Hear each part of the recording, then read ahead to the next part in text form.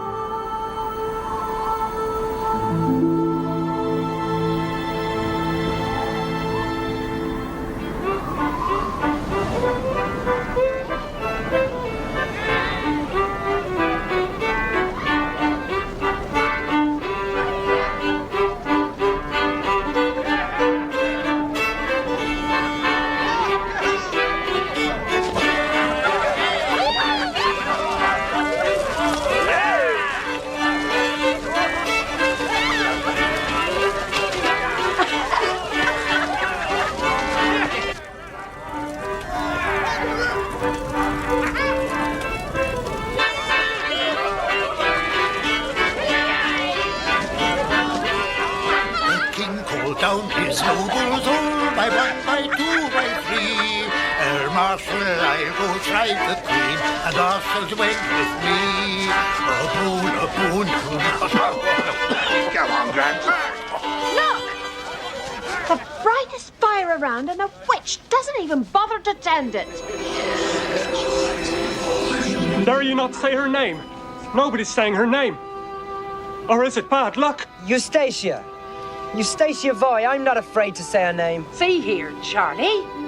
You do chores for her grandfather. Maybe she's got you under her spell, too. Evil things have happened since she come 2 years ago. Garden crops withered, cows with a bloat. Look! See there! She's conjured up a wee ghost to feed her fire. It's no wee ghost. That's my son, Johnny. She put a spell on him for sure, just like all the other young men round here. That's you, Charlie. You ought to get yourself married, Christian. Single sleepers are the ones who see ghosts. Matthew, Mark, Luke and John. That's the bed that I lie on.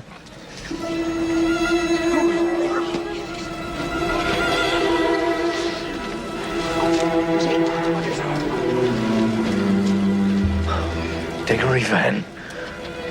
You gave us a start, Riddleman. That's all. My van's on the road below. I'm looking for the direction of Bloom's End, or the Quiet Woman Inn.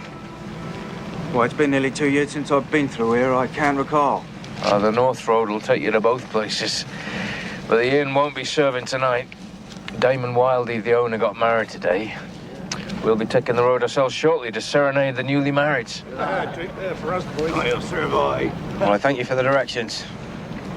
Good night to you all. The Riddleman's coming here as a sign. Last night, I had a dream of a death's head. No.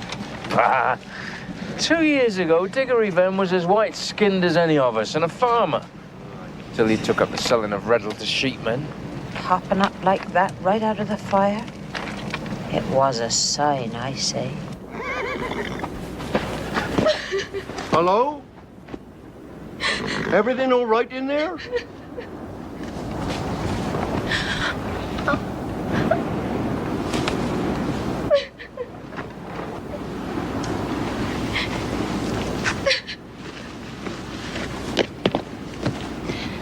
Hello there.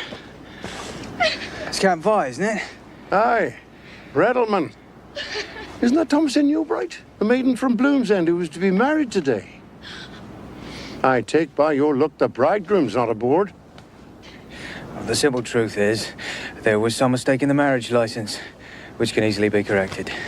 Or maybe you're a kidnapper and you've stolen her for your own. What makes you so full of romantic notions, eh? Oh, I forgot. Your granddaughter, Eustacia Vi, came to live with you. She's from Budmouth, isn't she? The young ones today. Night, Reddleman. Good night, Captain.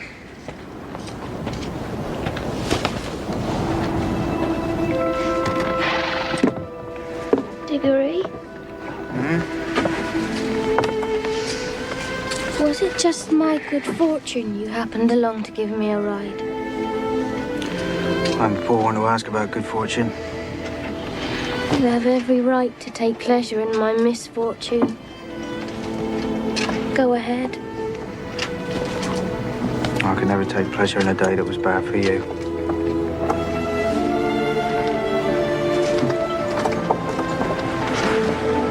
Thomas.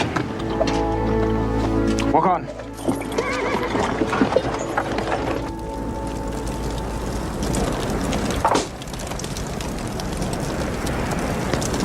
Eustacia?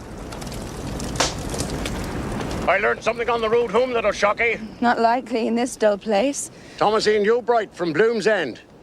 Her marriage today never came off. Something about a mix-up with the license, if you believe that. Aye, that's Damon Wildey for you. Then I hear he's free and easy with every female without gaps in her smile. Not a one of them can find a flaw in him. Life is so drab on this awful heath. A man of roguish reputation is like a fresh breeze. I expect a letter any day saying we're not blood relations. Enough of that fire now.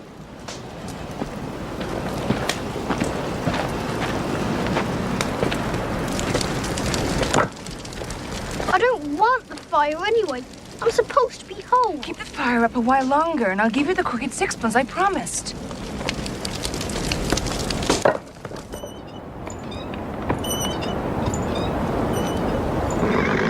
Did you know?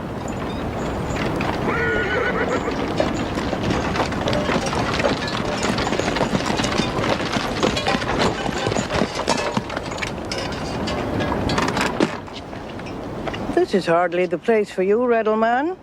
Rejected suitors don't belong outside the bridal chamber on the wedding night. Thomasin, what are you doing here with him? Please, Aunt. Thank you, Diggory. It was very kind of you to bring me back. What has happened? There's been no wedding. No wedding? It's been the worst day of my life. Oh, my dear. How could you do this? It's not how it seems. I can't explain. No. It's from Mr. Wildeve's lips I'll want the answers. You come with me. Tamsin, I am so sorry you ran from the church in such anger this morning. I really was not to blame. I think you were very much to blame, Mr. Wildeve. No. It was a stupid mistake.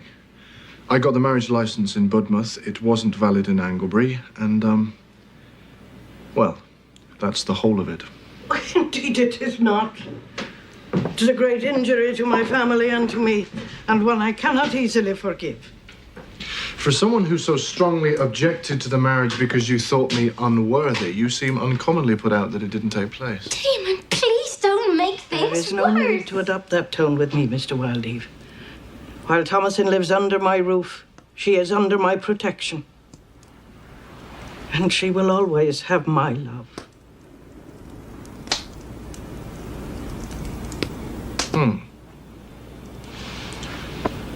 Tamsy mine.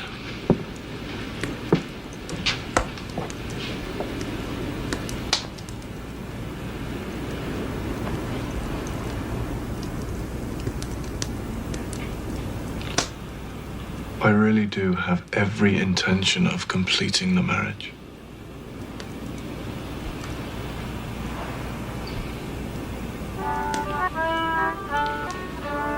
Oh, no.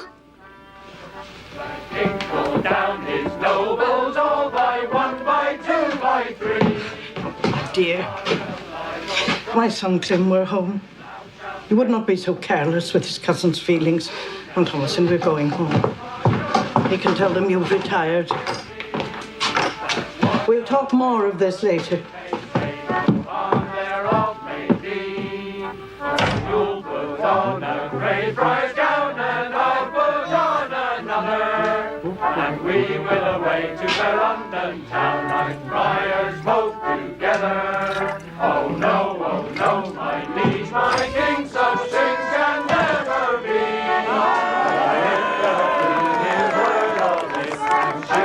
We've come to serenade your wedding, now that all the bonfires have died down. By the moon and by the stars so high, and by All but one, I see.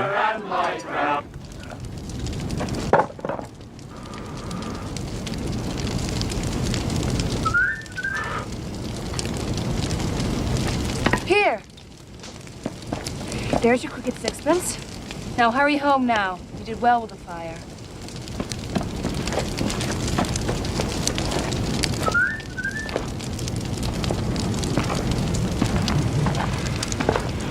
I've come. You give me no peace. How clever you are, Damon. To invent something about the license to put off the marriage, and the truth is you love me best. You're wrong. If it wasn't for the wrong town on the license, I'd be a married man tonight. You'd have nothing but a 10-year-old boy to tend your fire. Is this the face you'd cast aside for the sake of Thomas and Yeobright? It was to save my sanity. You might go to sleep with Thomason on the next pillow. But which face will you see in your dreams? Then I'll ask you again, will you leave this dog hole of an England and come with me? You know, I find the idea of Paris very exciting.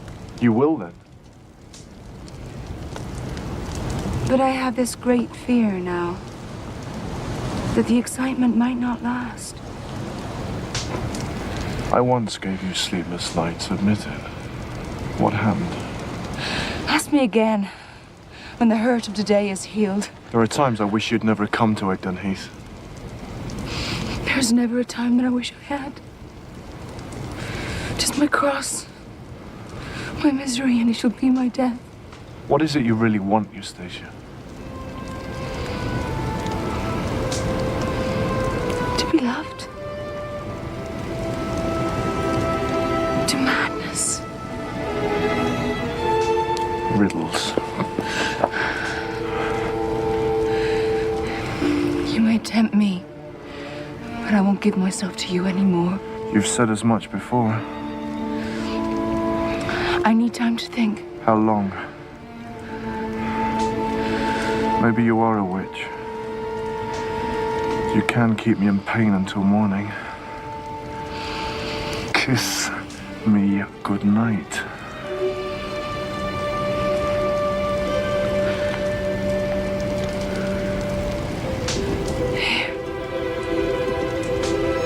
Suffer only until you get home.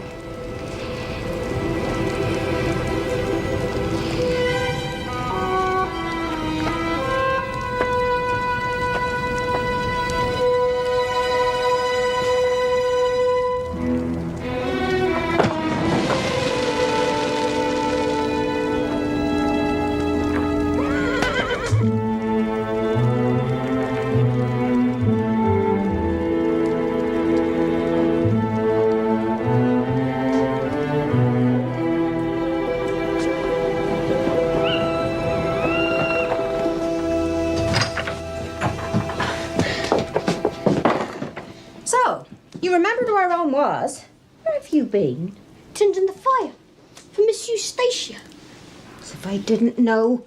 She has you under a spell. Not so. See here. A crooked sixpence? A charm to ward off the devil is what she'd give ye.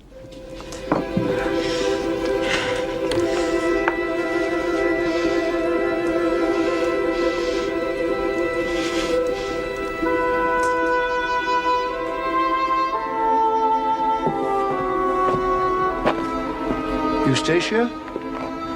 Best come in. Anything you wish before you go to bed? To die in my sleep and not face another day on this graveyard of the heath.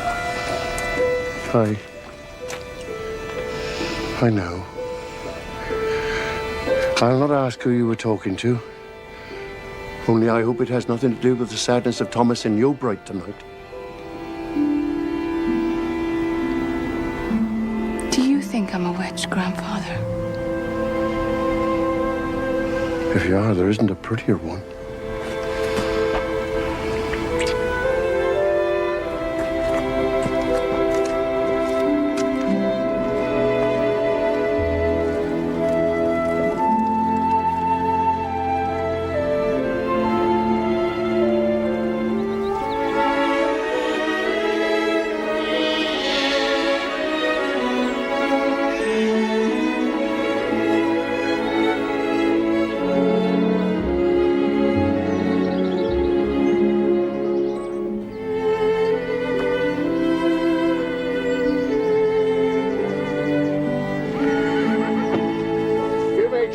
stacked neatly now. Come on, Charlie. The old friend Clem Yeobright's coming home for the holidays, I hear. 5 years. His old friends will seem as common as muck in his eyes now, I expect. I wouldn't wonder. Manager to a diamond merchant. 'Tis a blazing great business he belongs to in Paris. Aye, Paris. The devil wasn't born there, but that's where he grew up.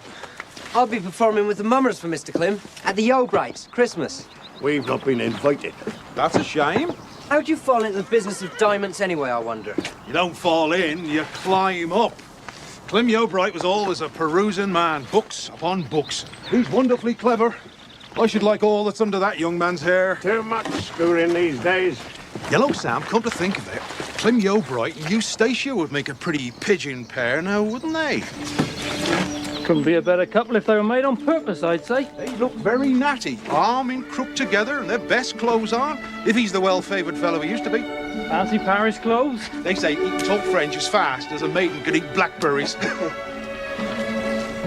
Yeah, it's too bad he's coming home when there's bad trouble about his cousin Thomasin. Aye, poor Thomasin. Her heart has ached enough about it.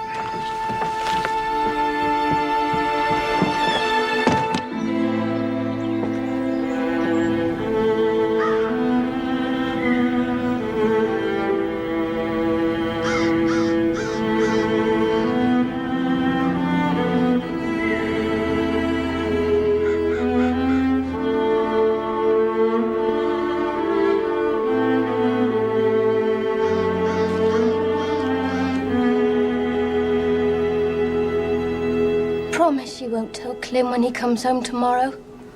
Your face will tell him. I won't say a word. I'll be cheerful for his sake.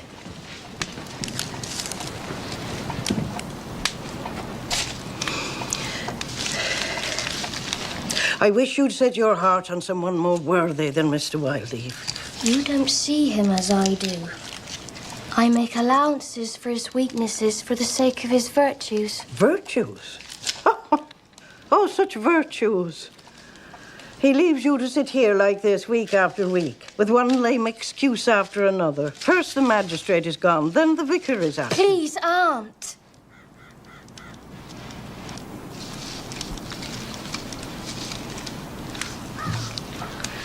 You don't go out, you don't hear the talk. They are saying that Eustacia Vi is the cause of it all. That he still sees her. That she's put a curse on him. Damon means to marry me, I know it.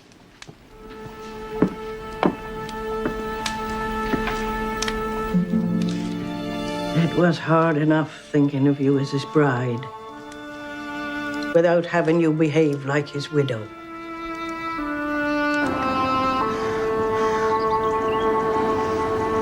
Me old friend Clem Yeobright is coming home for the holidays, I hear. You know, Sam, come to think of it, Clem Yeobright and Eustacia would make a pretty pigeon pair now, wouldn't they?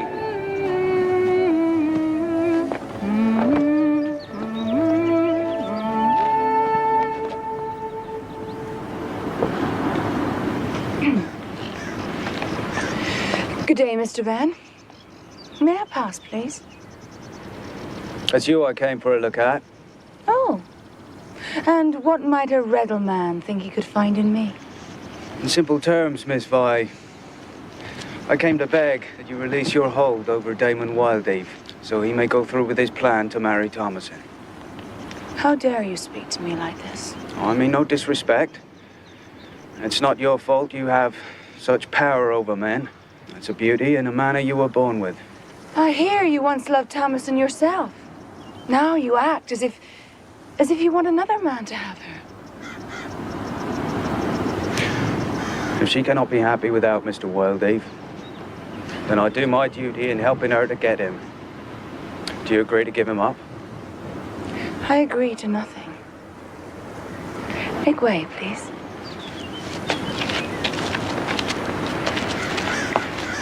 Miss Vi, you've heard Clem Yeobright's returning home for a visit. If he learns of the shame his cousin Thomasin is going through, he's also sure to learn who is at least partly the cause of it.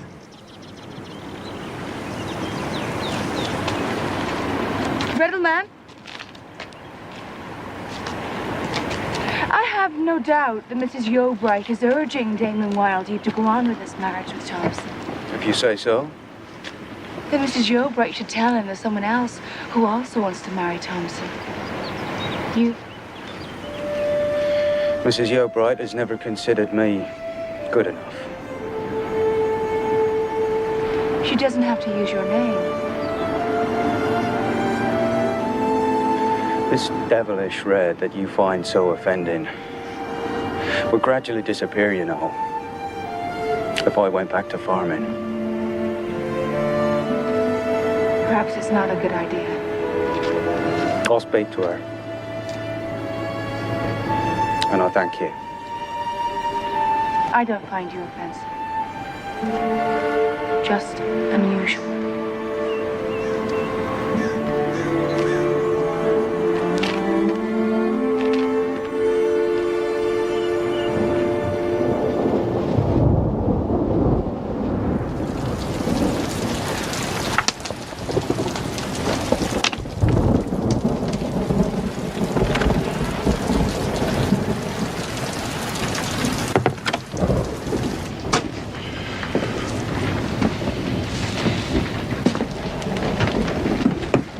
Well?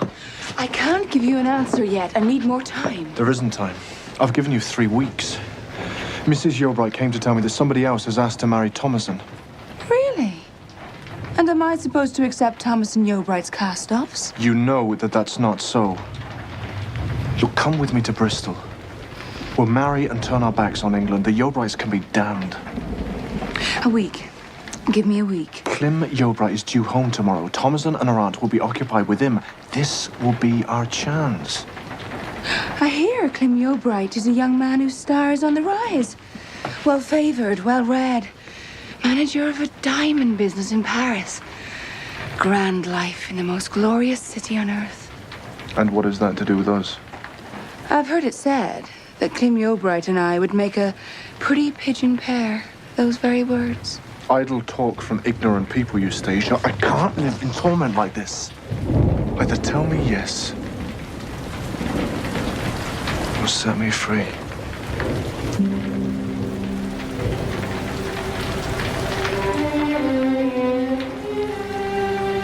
Oh, no. You must not kiss me until I've made up my mind.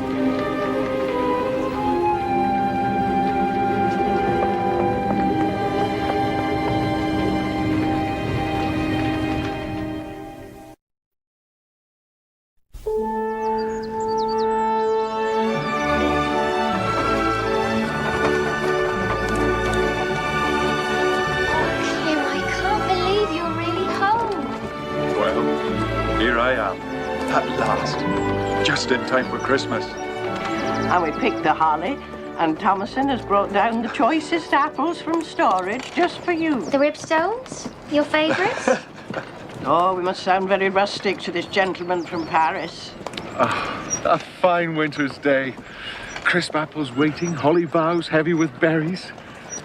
So, that's where you got those scratches. Thomason, you've blossomed beyond my expectations. How does my mother keep suitors from overrunning Bloom's End? It's not been easy. Stop! What is it?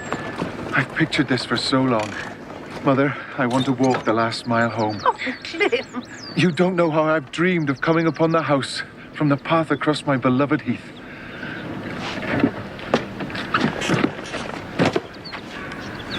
I have something to tell you later, Mother.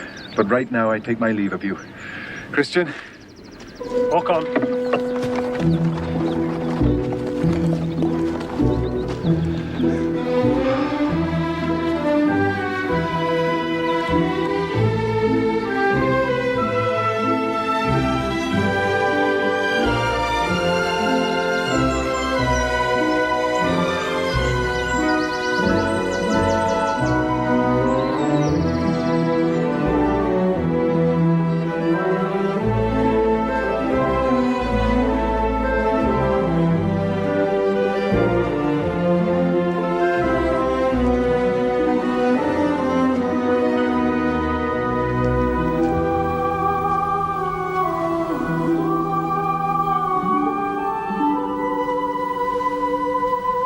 Good evening. Yes.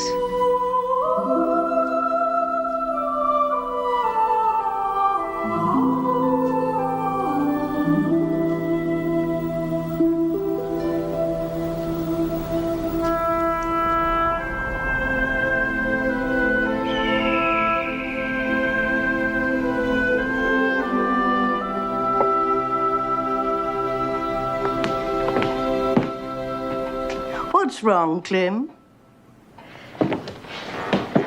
You've had hardly a word for us since you walked home. Thomason thinks you're disappointed in us after all. On my way over the heath, just by Mistover, I saw a vision. A maiden so rare in looks. I've been standing here in silence, trying to recall her face and fearing I'd lose it. She had black hair and pagan eyes, the raw material of divinity. She spoke only one word, but it was like the sound of soft music. Mother, Curse this day.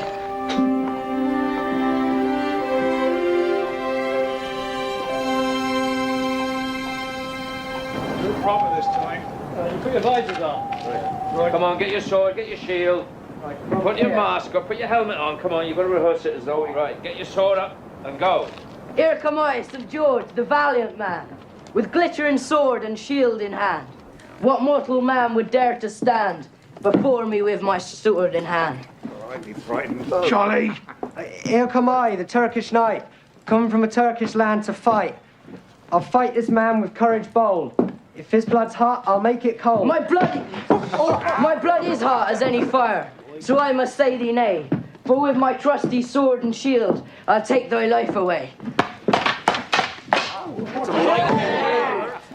You wouldn't have passed as mum as in our time. Still, it'll have to do. Your first outing is Monday night, Mrs. Yeobright's. She's having a bit of a party for her son Clem's homecoming. See that your costumes are ready. Right, off home, all of you.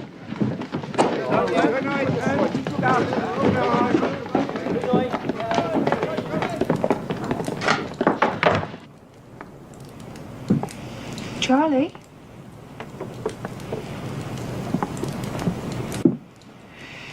You're the Turkish knight, aren't you, Charlie? Here come I, Turkish knight, come from a Turkish land to fight. I'll fight this man with courage bold. If his blood's hot, I'll make it cold. That's right. What a mind you have for remembering. In your heart, you'd do almost anything for me, wouldn't you, Charlie? I'll do a good deal, miss. Let me play your part for one night. I'll pay you, half a crown. 5 shillings? No, not money. What then? What you forbade me at the maypoling, miss. When you wouldn't join hands with me in the ring. If you'll let me hold your hand. 15 minutes. 5.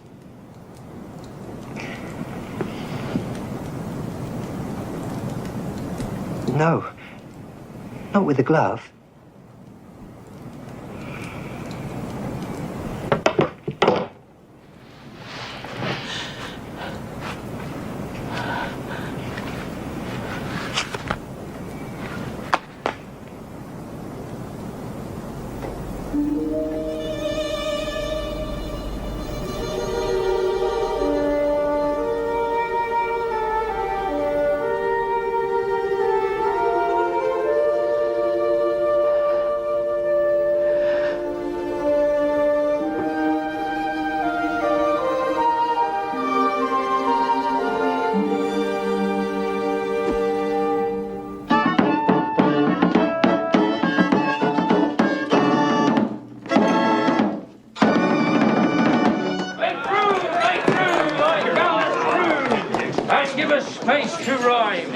We come to show St. George's play upon this Christmas time. And if you don't believe my word, I'll straightway call out, walk in. Oh, great St. George, walk in, and boldly now begin. Here come I, St. George, the valiant man, with glittering sword and spear in hand. What mortal man would dare to stand before me with my sword in hand?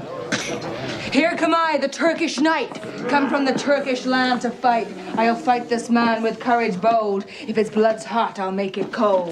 My blood is hot as any fire, so I must say thee nay. For with my trusty sword and shield, I'll take thy life away.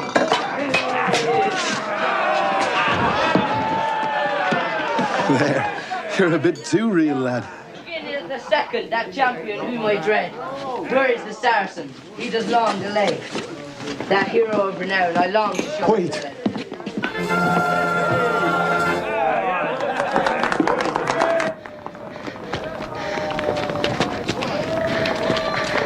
Was I seeing things?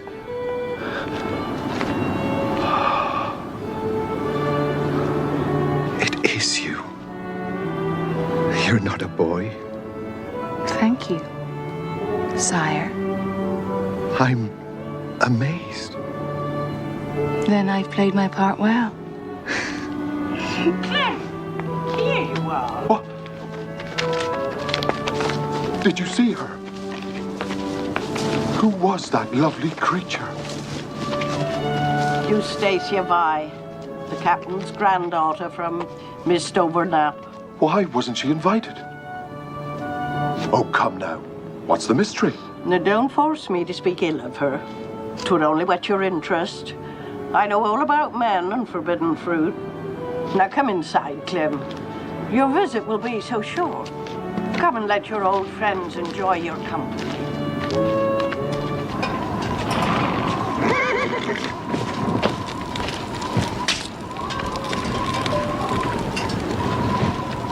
You're not an easy man to find, Rebel man. An odd hour to come looking. I've thought about what you said.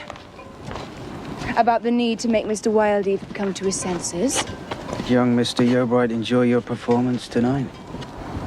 And since you seem so personally interested in the outcome of this matter, I suggest that you deliver the news to Damon Wildeve. Me?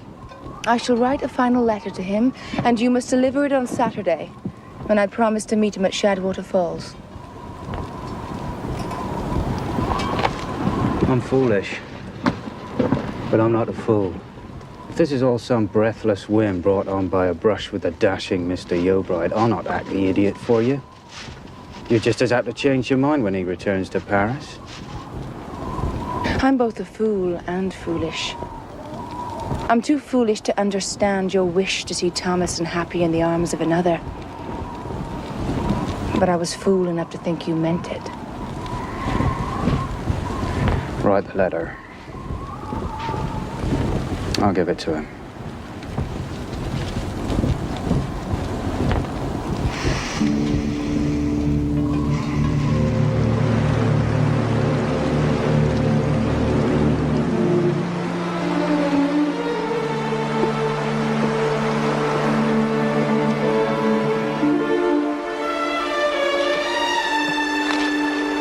To Mr. Wildeve, the more I consider the matter, the more I am convinced that there must be an end to our acquaintance.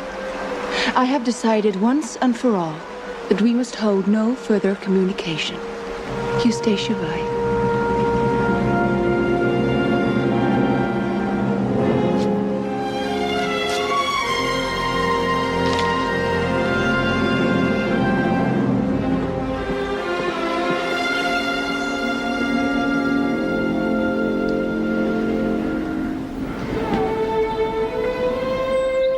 Wilt thou, Damon, have this woman to thy wedded wife, to live together after God's ordinance in the holy estate of matrimony? Wilt thou love her, comfort her, honor and keep her in sickness and in health, and forsaking all other, keep thee only unto her so long as ye both shall live? I will. Wilt thou, Thomason, have this man to thy wedded husband, to live together after God's ordinance in the holy estate of matrimony? Wilt thou obey him and serve him, love, honor, and keep him in sickness and in health, and forsaking all other, keep thee only unto him, so long as ye both shall live? I will. With this ring I thee wed. With this ring I thee wed. And with all my worldly goods I thee endow. And with all my worldly goods I thee endow. Those whom God hath joined together, let no man put asunder.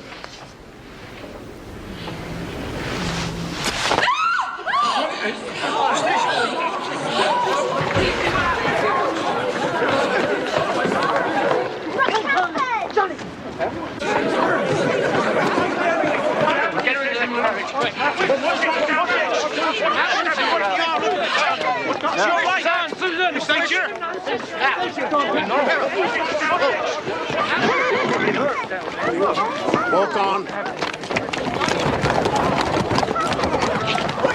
What happened? Susan Nunsuch stabbed Eustacia Vi. If blood be drawn in church, it stops the bewitching. Susan was frightened for her Johnny. What nonsense. Bloodletting in church. Stupid superstitions.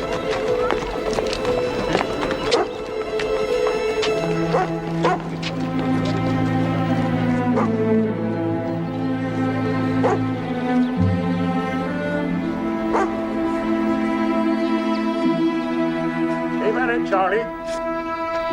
Yes, Captain Boy.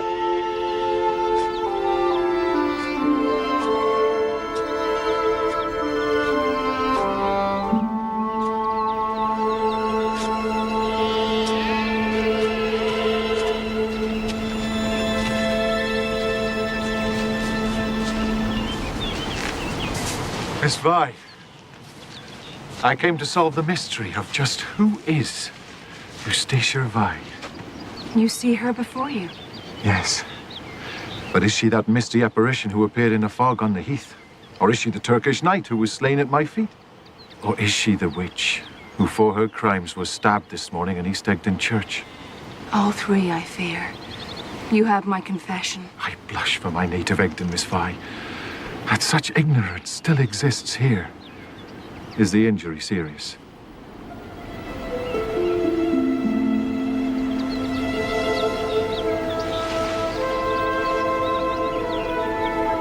It was shameful of Susan Nunsuch. I wasn't aware I had such a magic reputation. I can't imagine anyone thinking you guilty of such things, bewitching as you may be.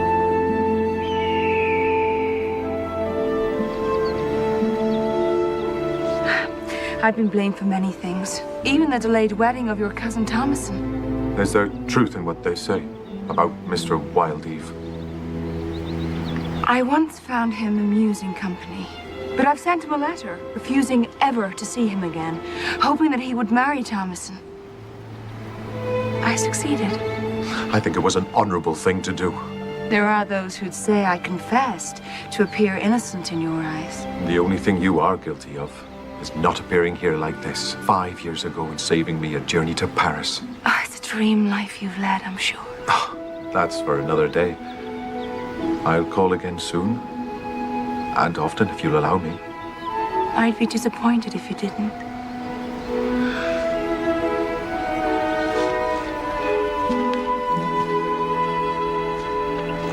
Walk on. Bye, Aunt. Walk on. Bye, Tim. Goodbye. Good luck.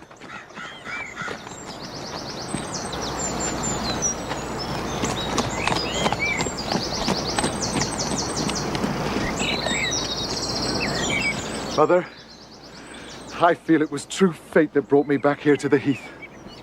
Your niece is wed, your son has come home. You can rejoice twice in the same day. But you're going back to a better life in Paris. No, Mother, I'm not going back to Paris. What? Now I can tell you my great secret. I intend to study and start a school here. Here? Oh, no. To educate farmers' sons and no, daughters. Clem, you cannot. You cannot throw away all those years of study and prosperity in Paris. Why? What for? To widen their world. Banish ignorance and superstition. Clem! The likes of which moved Susan Nunsuch to stab Miss Vi in church today. Well, perhaps you should know. They believe 'twas Eustacia Vi's fault that Mr. Wildeve dallied so long before marrying your cousin. Mother, I know. Miss Vi told me so, less than an hour ago. The truth, cleverly told, is the biggest lie of all. She expected people to say that. Oh, you are blinded, Clem. I want you to meet her. Get to know her. Meet her? No. No, never. It's the cruelest thing next to death a mother can suffer. To see an unfit creature taking over the mind and life of her only son. Don't make me speak to you in a way we will both regret.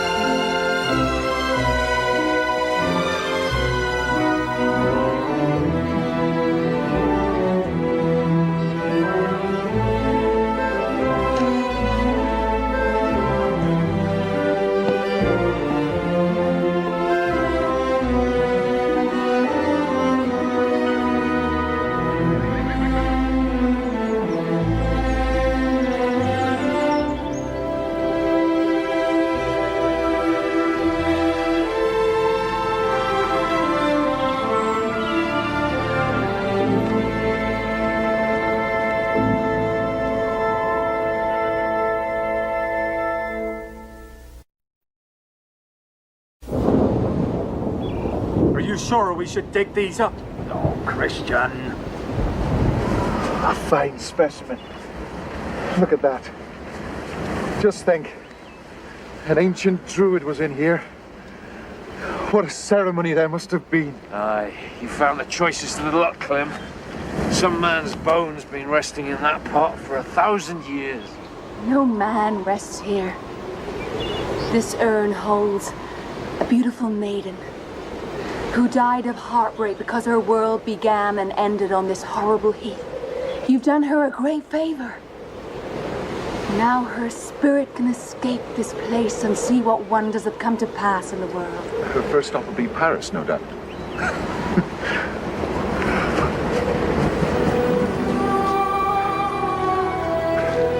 What do you think, Timothy? Wouldn't she be the perfect one to join me in teaching the young ones round here? With all due respect, Clem, I can't imagine such an idea ever entering her head.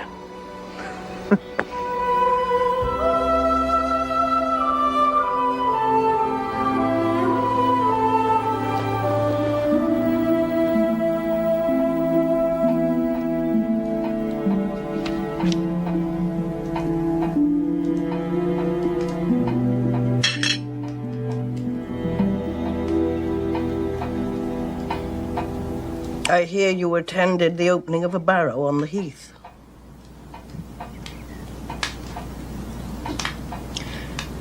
Well, did they find any burial urns? A few. I would have liked to have had one. As part of the history of this place. You're trying to make me feel guilty for seeing Eustacia Vi these past few weeks. You know full well that I gave her the urn, which was my share of the excavation. It's not the urn I care about. It's you. If it weren't for her, you would have returned to Paris long ago. 3 months you've wasted. Absent I was a hero. In the flesh, I'm a disgrace.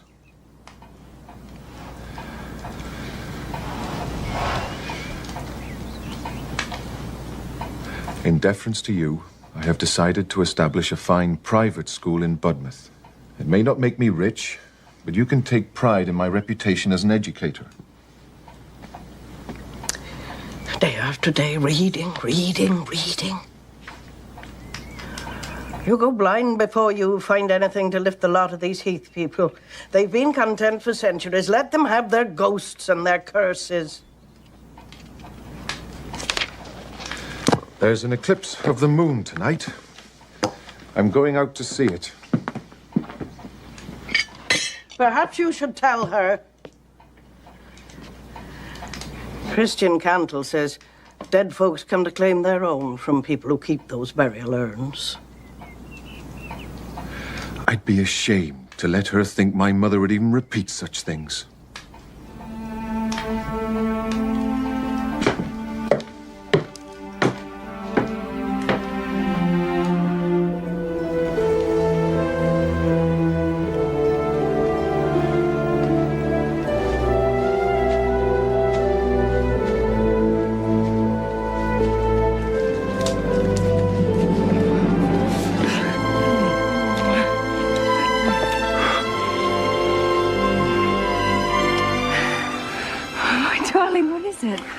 Whenever you're a few minutes late, I fear our love is over. Never. I keep you waiting so I can feel you cling to me so desperately. Oh, shame on you. But you're right. It does send the blood rushing. I can feel it. You're missing the eclipse. You look at it. Tell me what you see. A great and exciting discovery. It changed man's whole view of the world. Come now. All that in one little eclipse? Oh, yes. I can sense the way that Copernicus or even Columbus must have felt. Watching that curved shadow of the Earth creep across the moon and realizing that the world was really round, not flat as all the ancients supposed. Did you see it? I see it now in your eyes. Something else. Something that frightens me. What else? What else do you see? Sadness. Your mother knows of our meetings and speaks against me. All I know is that we cannot go on like this. What? It's not seeing you that has to end. It's parting from you that I can no longer endure.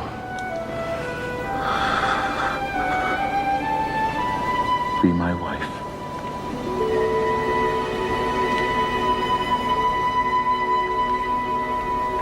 Speak to me of Paris. Is there any other place like it on Earth? Tell me of the Tuileries and the Louvre. I hate talking of Paris. I'm finished with Paris. I thought it a small thing to ask. Well, there is one sunny room in the Louvre, which would make a fitting place for you to live in. Yes. The Galerie d'Apollon. In the early morning. It is a perfect blaze of splendor. I used to visit it on Sundays. Oh, yes. Oh, I dislike English Sundays so much. How I should chime in with their manners over there. We'll go back there, won't we? I have vowed not to go back, Eustacia. You know I plan to teach. But you can... I would rather live and die in a hermitage here with the proper work to do. You could teach English in Paris. It's Paris your heart is set on. I was a fool to think it was me. Oh, Clem, no. No, it is you. You'll never stay with your plan to teach, I'm quite sure, and we'll soon be in Paris. So I promise you, I promise that I will be yours forever and ever. I'll take that as a yes, if you're afraid to say it. Yes. Oh, yes. Yes.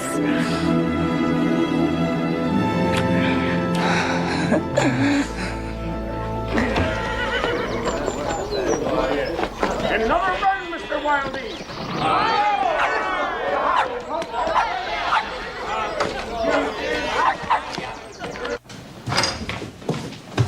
What is it?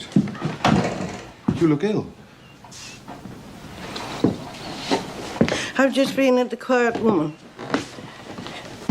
Captain Vi announced that you and Eustacia Vi are engaged to be married.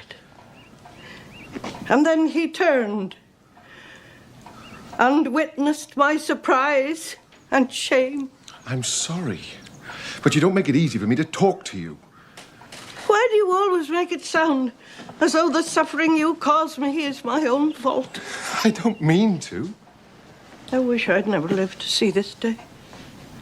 See you throwing away everything For her. I won't suffer this any longer in my own home. I think you should bestow your presence where you bestow your love. If this is the size of mother love, then I've outgrown it. I'm still your son and will say no more, but I'll no longer inflict myself upon you. I'll go.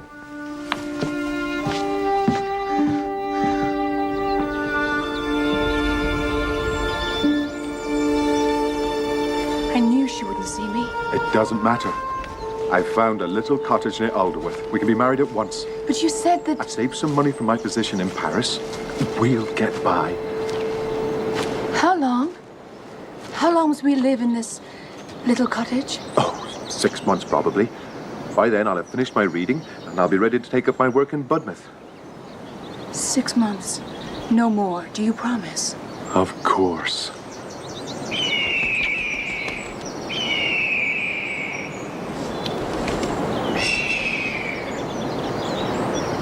What's the matter?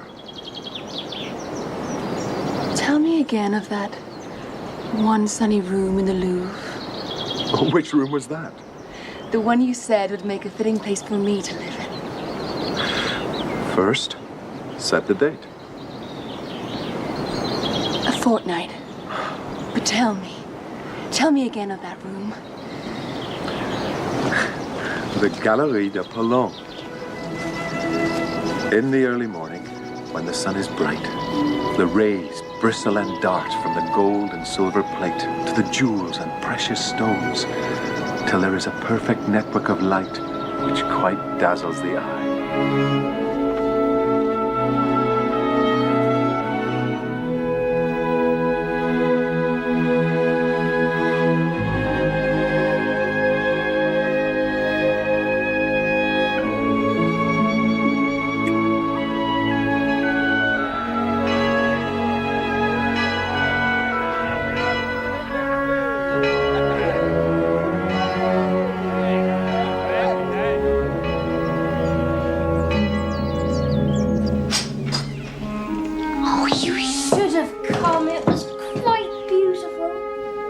That wedding was born of trickery. Eustacia looks so happy.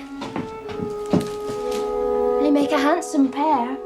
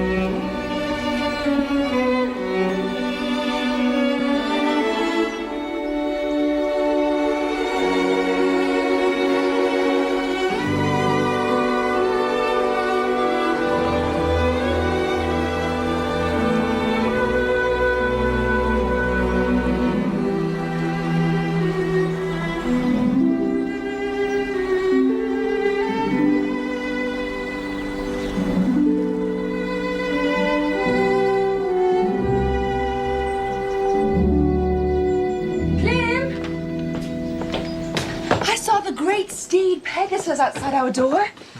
We talked. The first time I saw you, you had a small horse for company. Remember? Of course I remember.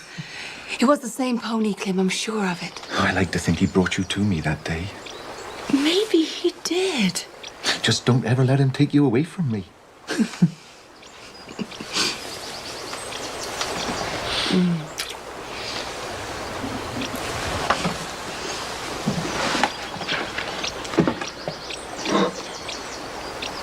What's the matter? The light in here is not so good.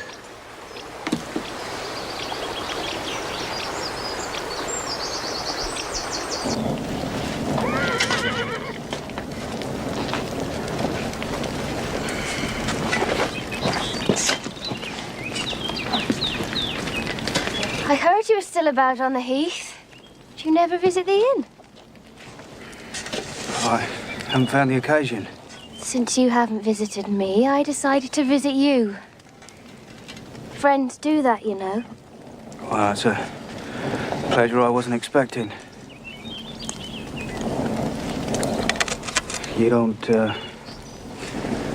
look as happy as you should be. Oh, who is, Diggory, who is? Husbands will play the truant, you know. I thought you might know some way to keep Damon home.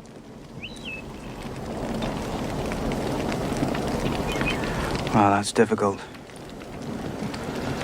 Because I can't imagine anyone wanting to leave your side.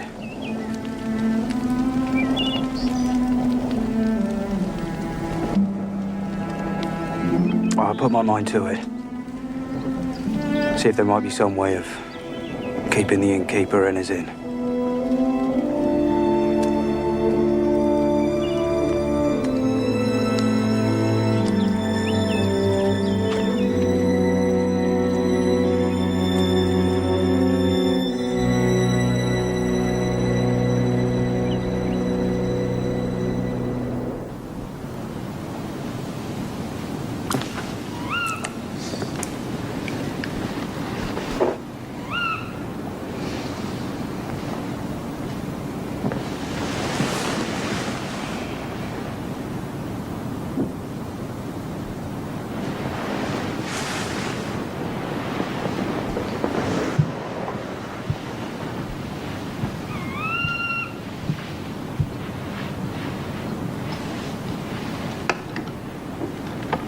Clem, come here.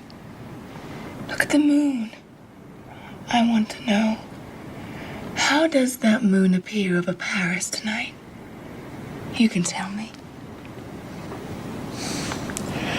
You can hardly see it through the smoke of chimneys, and with buildings blocking almost every window, 'tis far more beautiful here.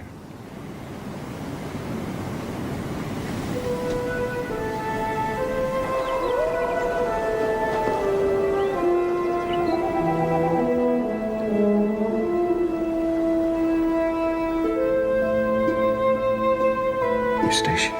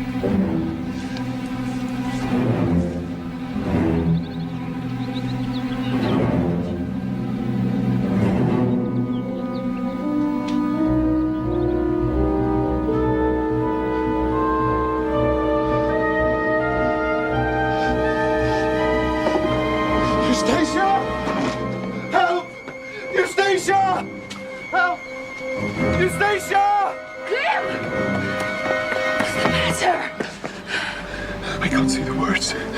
It's all blurred. I think I'm going blind. Blind? No! Oh, my beautiful Eustacia. Oh, please don't let your face be lost to me. What have I done? What have I done?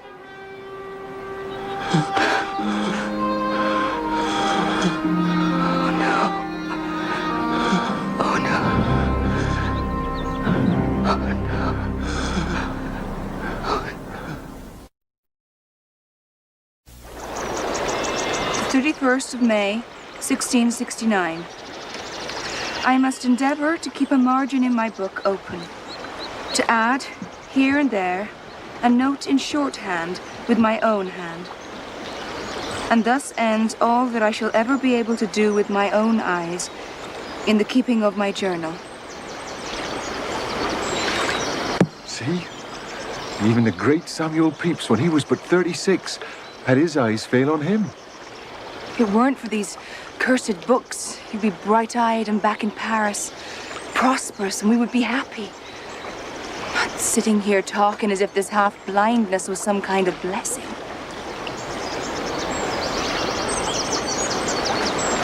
You are my blessing, Eustacia. Fate put you at my side before this happened. I'll have a smaller school now, true, but I can teach from memory and from the heart. We can still be happy. Good day, Clem. Is that you, Humphrey? Yes. I didn't see you there. That's no surprise by now, eh? Well, half of what's visible ain't worth looking at. Wouldn't you say, Mrs. Yeobright? I was sorry to hear about your condition, Clem.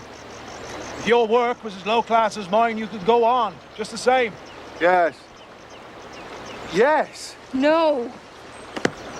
How much do you get for cutting those furs bundles, Humphrey? £100.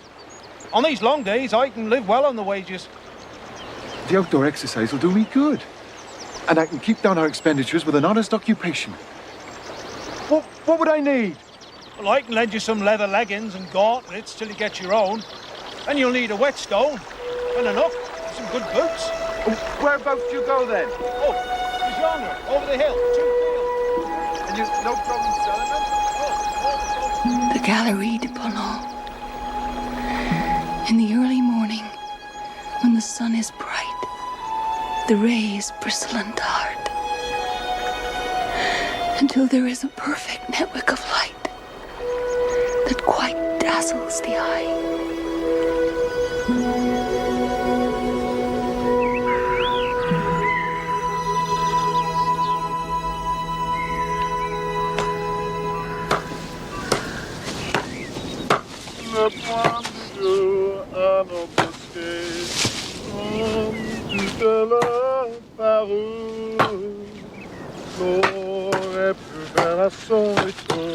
L'oiseau reprend du chant d'amour, tout célèbre dans la nature. Le point Liam? Eustacia? I couldn't believe my ears. Singing? Oh, come now, Eustacia, it's only a little song. I came to ask if you'd mind if I went to the village picnic at East Egdon. To dance? Yes, I suppose so, yes. Of course. It would be good for you. Are you jealous? Of course I'm jealous. It frightens me to realize other men now take joy in a beauty I can no longer see. You're my husband. Is that not enough? Only if you are my wife, without regret. I won't stay long. I'll come to meet you on the road and bring you home. Yes.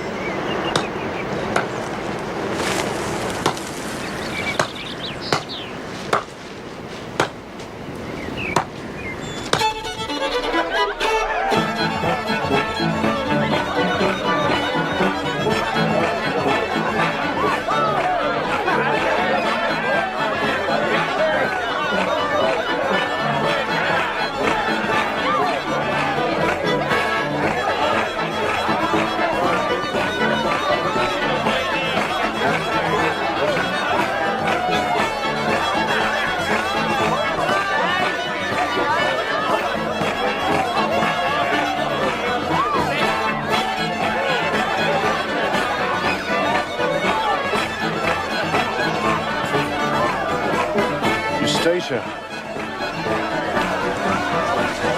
Damon, No one out there holds a candle to you? you startled me. Sorry. Do you still like to dance as much as ever? I think so. Will you dance with me?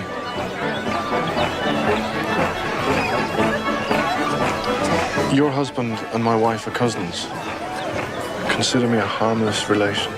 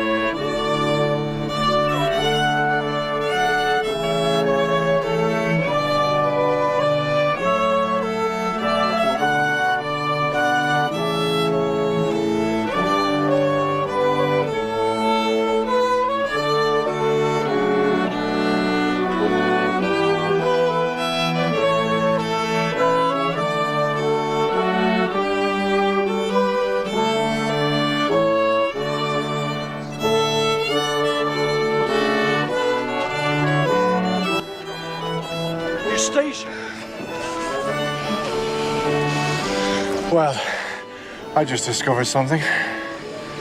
What might that be? With others, it's just exercise. With you, dance becomes an art. Why, thank you. All such exaggerations are appreciated these days. I'm sorry to hear about Clem. Truly. We all thought he was going to take you off to Paris. Paris will have to do without me. For the present, at least. Her loss more than yours, I'd say. I must be going. I'll walk you home if you want. Clem is coming to meet me part way. If you think it unwise. You're in the wrong company if you're looking for wisdom.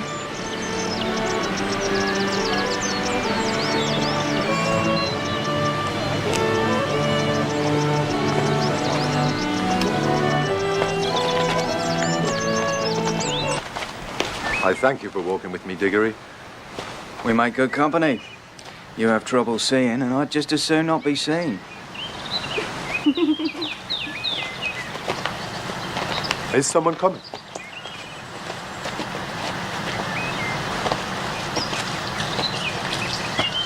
It's Clem. He's with Diggory then. I should go. Neither of them would believe we met by chance. Good night, then. There's Mrs. Yeobride, and...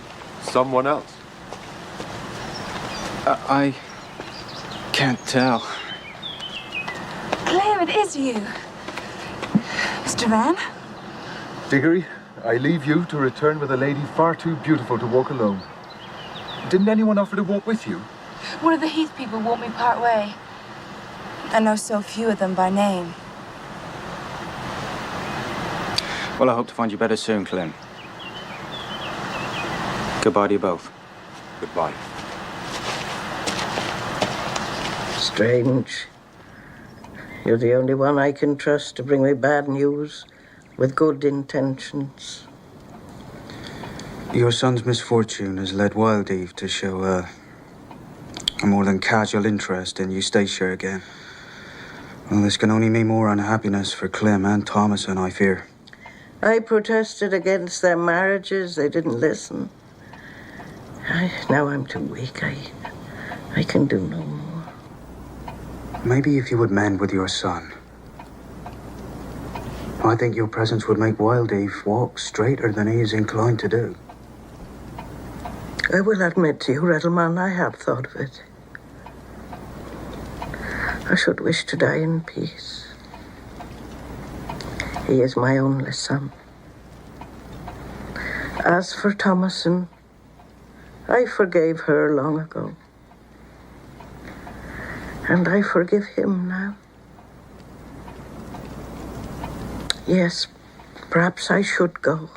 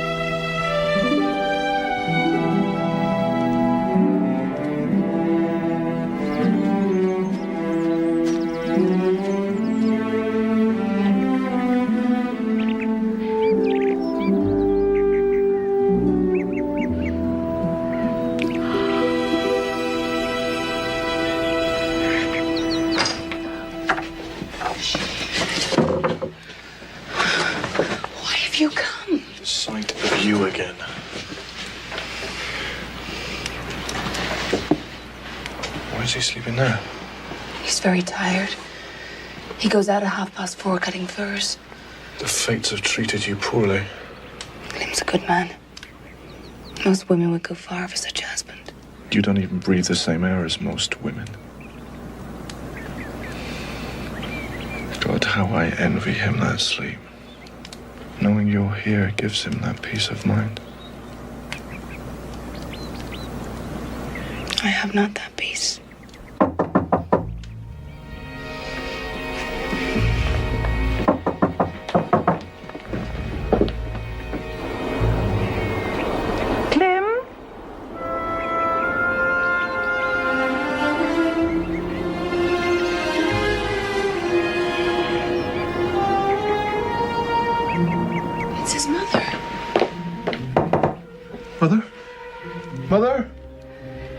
Clem will let her in.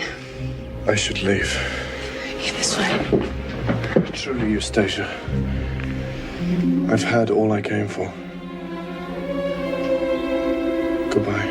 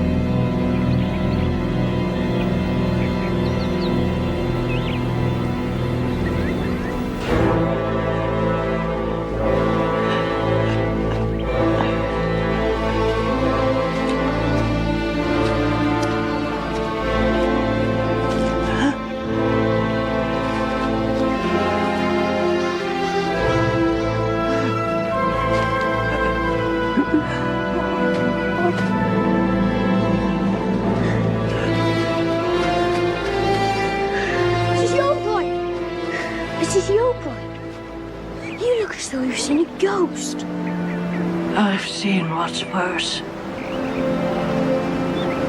A woman's face, looking at me through a window pane, like a stranger. You want me to help get you to Mr. Clancy's? It's just down there. No, I just came from there. They wouldn't let me in. Wouldn't let you in? I've been cast off by my son.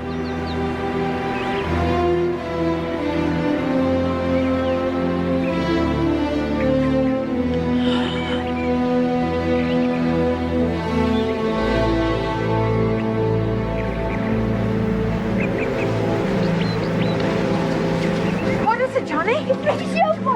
I'm back, Mr. Clem!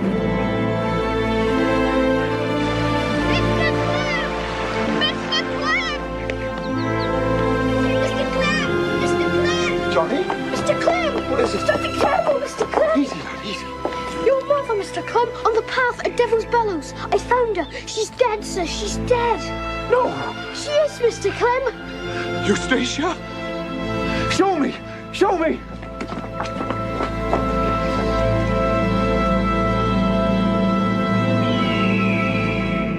Where is she, Johnny? This way, Mr. Clem. Mind the branches, Clem.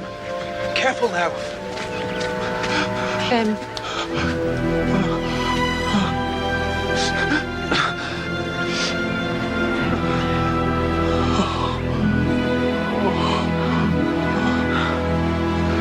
I dreamed she was coming. She was on her way to my home. But she couldn't make it. Oh, no, Mr. Clem. She said she'd already been there, but no one would open the door to her. She said, what? And she said, I've been cast off by my son. Cast off by my son? Yes, Mr. Clem. And she also said she'd seen a woman in the window.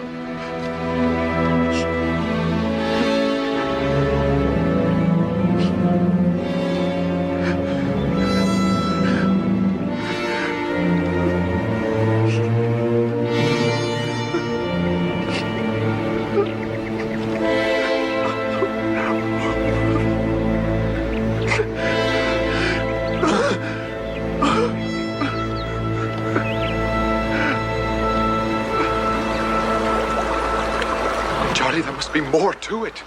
Well, there's a story on the heath, Mr. Clem, that someone was seen entering the house. Who? Well, I don't know. A man. I didn't see him myself. Who saw him? Susan Nonsuch saw him. Timothy Fairway saw him. Who was it? I don't know, Mr. Clem. A man. That's all I know.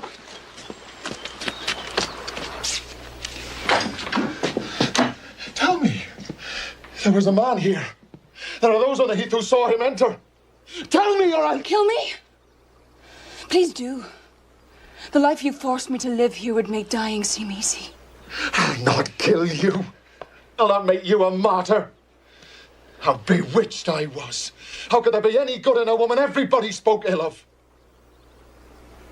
I confess. I willfully didn't open the door when she knocked because I thought you'd gone to do it yourself. What? That is the extent of my crime toward her. I've committed no crime against you.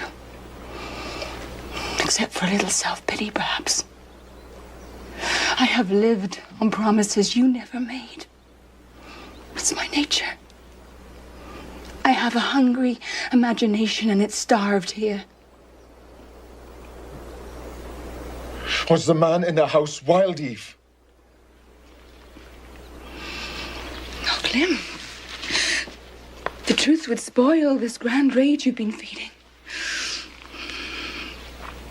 Here we are. Still within reach of each other. With the darkest thoughts a man could think are between us now forever.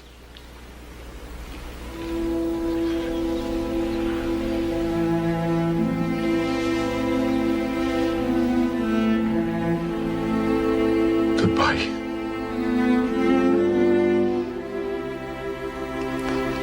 What great chances have been lost to us.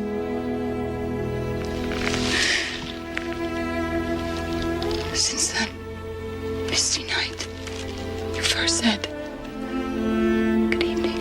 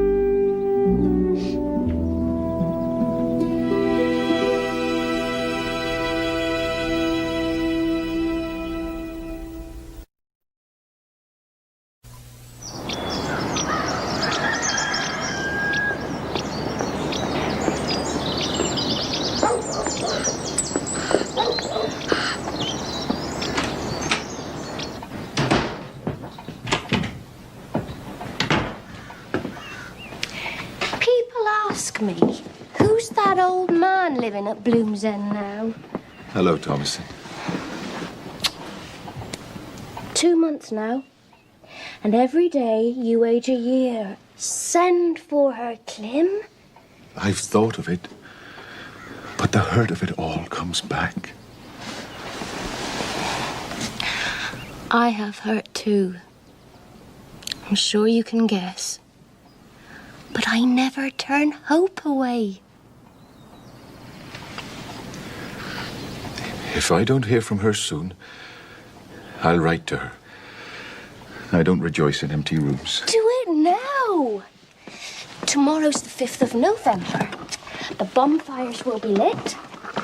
Make it an occasion to remember.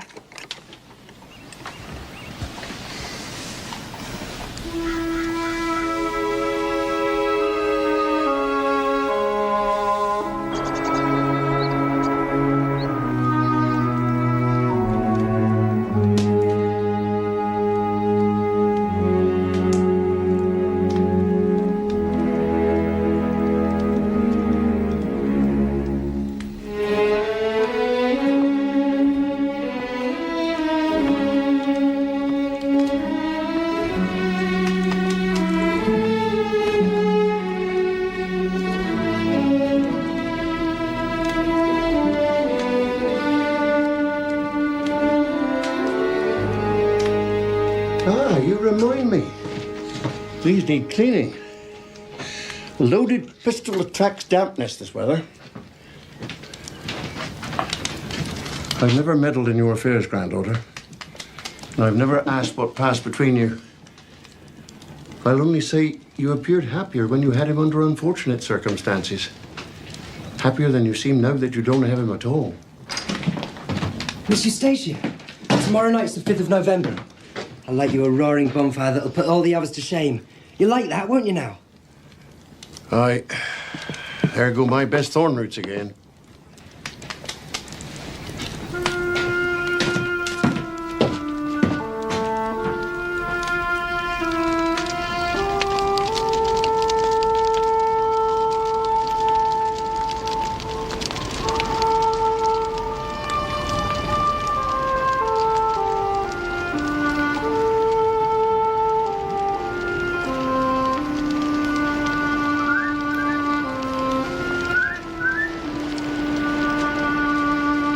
Eustacia.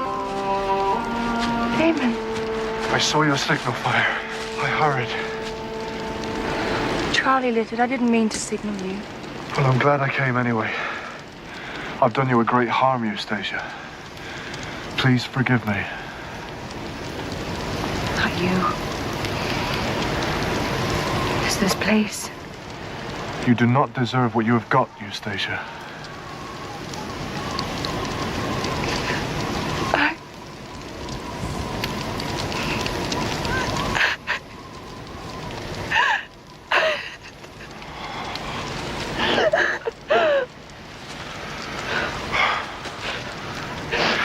If there is anything I can do, name it. Anything you want bought, any place you want to go, why don't you leave this place altogether? Yes. Yes. I'm not wanted here. My husband does not call to me. If you could help me as far as Budmouth, I can do the rest myself. I can get to Paris. That's where I want to be. Shall I come with you to Paris? Meet me at Shadwater at midnight. Drive me as far as Budmouth with the morning boat, and I'll tell you then. Please go now. The notion will melt if we talk about it. I'll not say a word against it.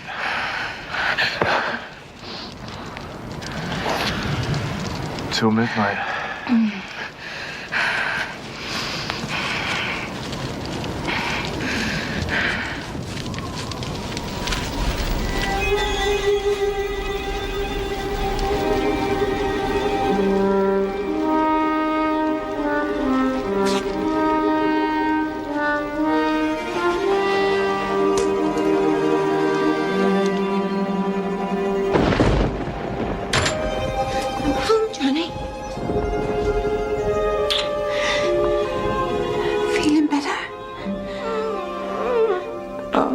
still burning.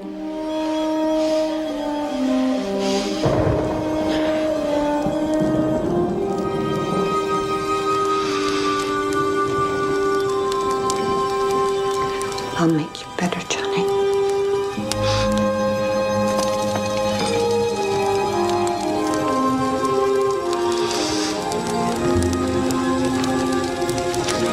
You'll be better now.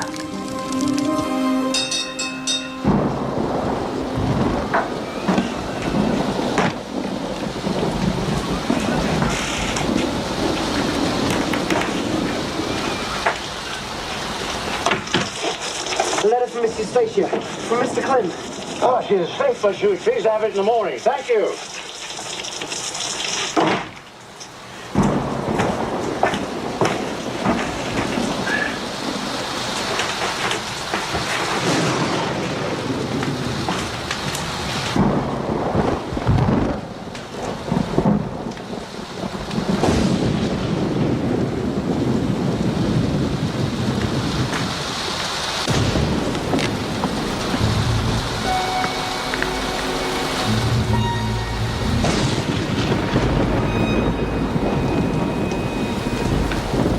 Dear Eustacia, I am obeying my heart in writing to you. I beg you to forgive me and say you will return. Come to me, your husband as ever, Clem.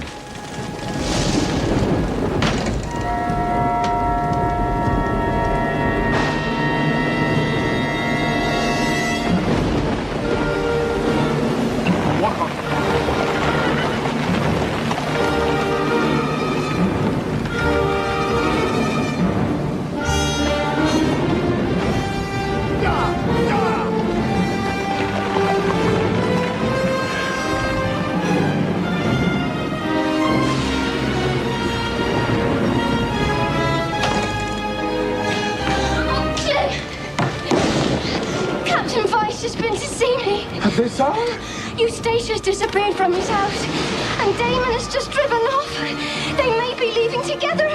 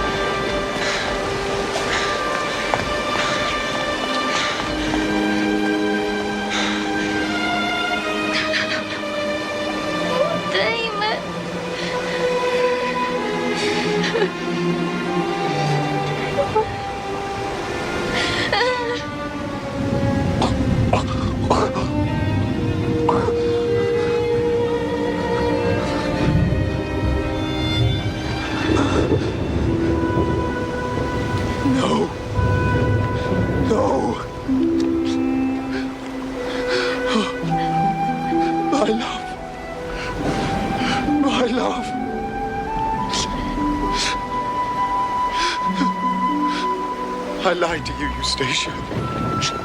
I lied. The moon over Paris is beautiful. It is. Eustacia. Eustacia!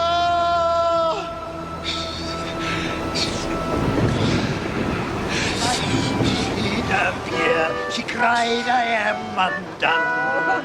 Oh, hush your tongue, you foolish girl, for the foggy dew is gone. Diggory! I never told her of my faults, and I never intend to do. But when she gives me a wink or a smile, I know... Hello, Mr. Clem. You all right? It sounds like they're getting a proper start. Tell me, Charlie, do they look happy? Aye, happy and then some. You ought to go in and join them, Mr. Clem. It's your house. Take another look. Would you say they missed me? No, not a bit in the world. Diggory and Thomason. A long and happy life.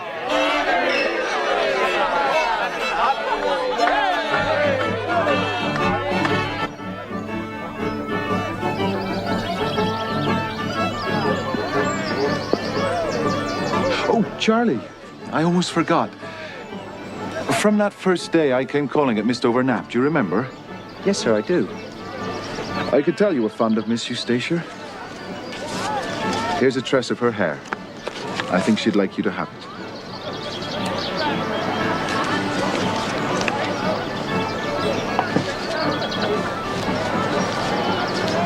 She often mentioned you were kind to her. And so I teach. Not from any creed or system of philosophy, but from the opinions and the actions common to all good men. I teach because to teach is to learn. To learn that love can only be given, never taken. To learn that one should forgive quickly because time is short. To learn that true beauty, like the beauty of truth, never dies.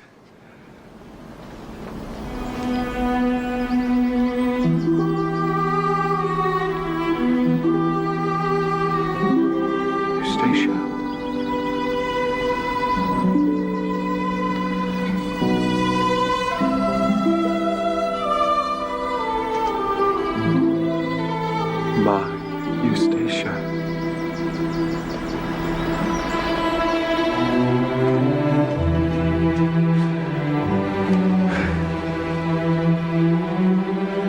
As you know, my dear friends, this beloved countryside which called me home, I can now only dimly see.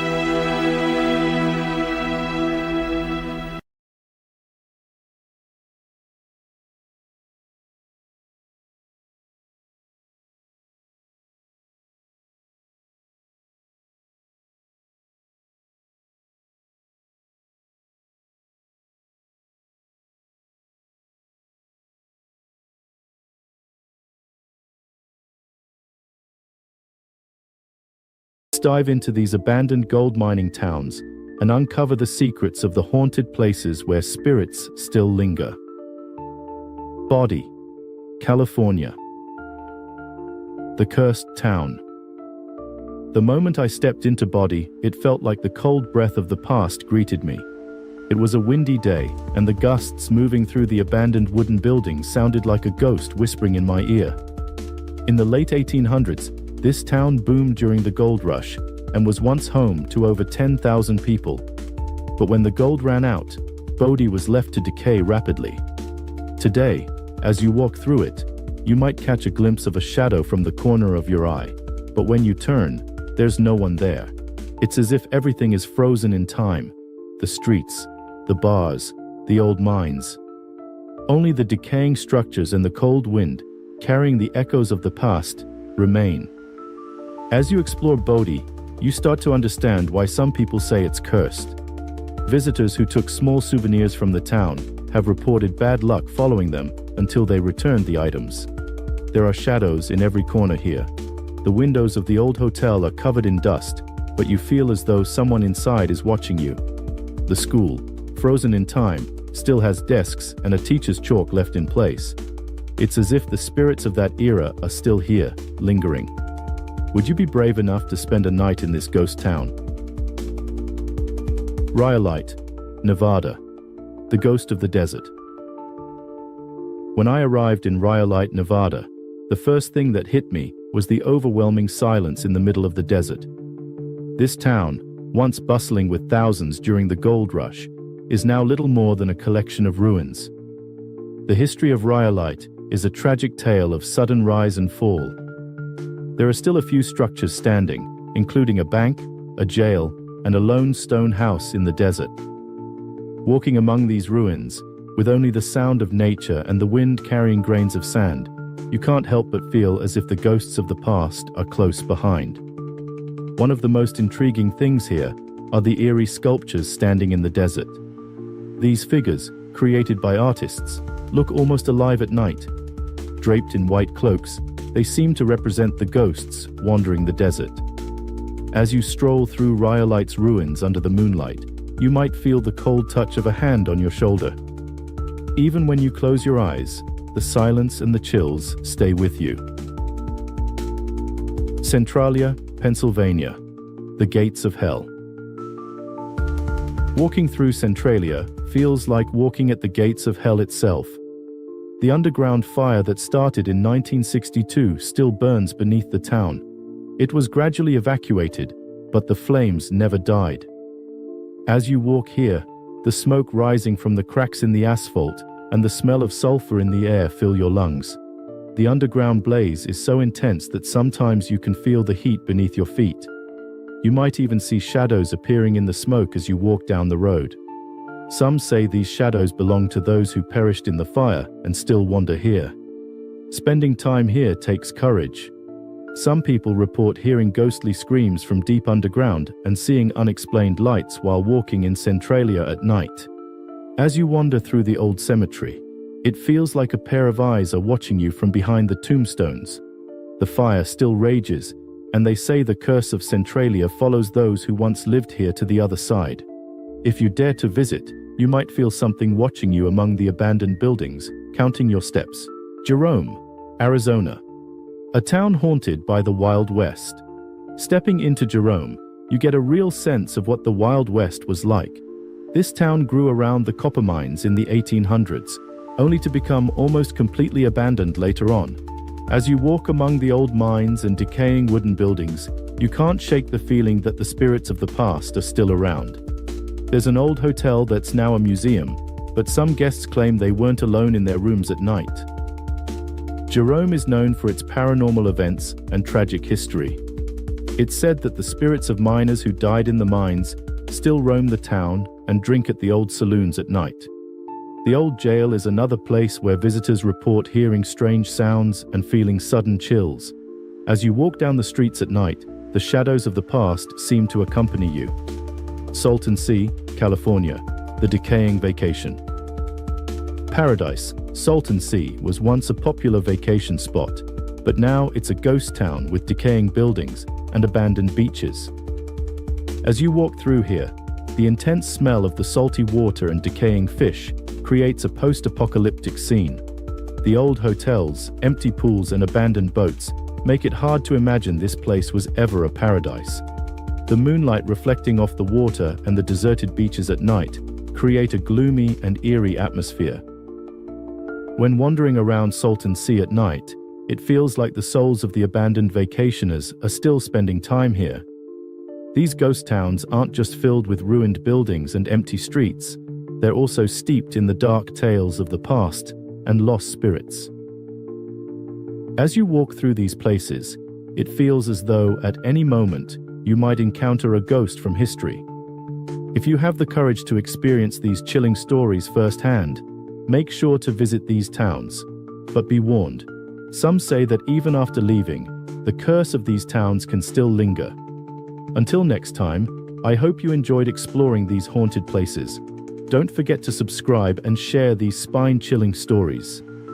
Stay safe, and remember, some things never truly go away, especially places like these ghost towns. If you're brave enough, step into these towns and wander the silent streets where only your courage and the urge to explore will guide you. But always stay on your guard, for to some, these places are not just abandoned ruins, but graveyards of dusty memories where the dark secrets of the past still whisper.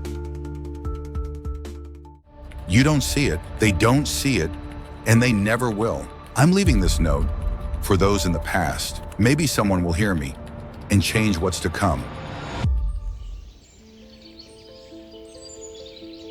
There was a time when people connected by touch. A glance could speak, and silence could say everything. But then, communication was sacrificed to the screen. Everyone was connected, but no one ever truly touched. We filtered out hunger. We silenced the truth. The algorithm told us what to see, and we never questioned it. Those passing by wearing AR glasses see them as a blur and ignore them. Please help me! Please help! Help! Help!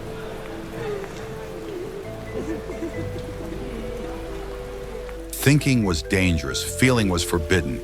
Even seeing was considered a crime. If you didn't look away, the system marked you. Silence was safety. Questioning made you visible. And in this world, being visible meant walking the line between life and death.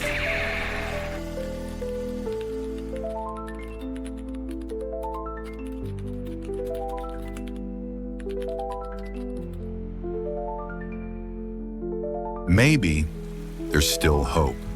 Maybe a child lifts their head, looks up at the sky, and remembers what it means to be human. With a single glance, everything could change. But not everyone lives long enough to look up, so make it count. Be the spark, be the voice, be the one who dares to hope